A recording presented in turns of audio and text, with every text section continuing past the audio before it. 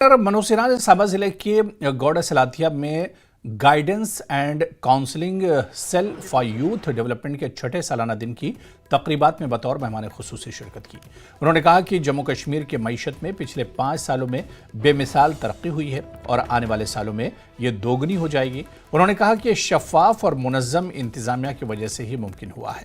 सिन्हा ने कहा कि अब जम्मू कश्मीर में नौकरियां मेरिट की बुनियाद पर दी जा रही हैं।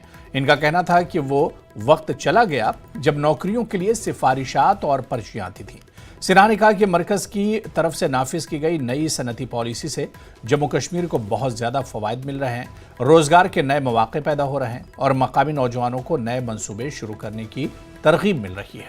उन्होंने कहा कि हुकूमत तरक्याती कामों में तेजी लाने के लिए पुरअज़्म है और रोजगार के मजीद मौके फराहम किए जाएंगे। पहले जम्मू कश्मीर की जो टोटल इकोनॉमी थी वो 1.16 लाख करोड़ थी, 1.16 लाख करोड़। 5 वर्षों में 2,45,000 करोड़ की इकोनॉमी हुई है, क्योंकि व्यवस्थित ढंग से सिस्टम के हिसाब से काम हुआ है। और इस वर्ष 2,63,000 की इकोनॉमी होगी, ये अनुमान है। मैं बड़ी जिम्मेदारी से बात कर रहा हूँ कि देश के किसी राज्य में इतना बढ़िया इंसेंटिव नहीं था जो जम्मू कश्मीर में भारत सरकार ने दिया। और इसके कारण ढेर सारे प्राइवेट प्लेयर्स आकर के यहाँ इन्वेस्टमेंट किए। वो पर्चियों पर नौकरी का जमाना अब कूड़ेदान में चला गया, अब इतिहास के कूड़ेदान में है, वो फिर आने वाला नहीं है।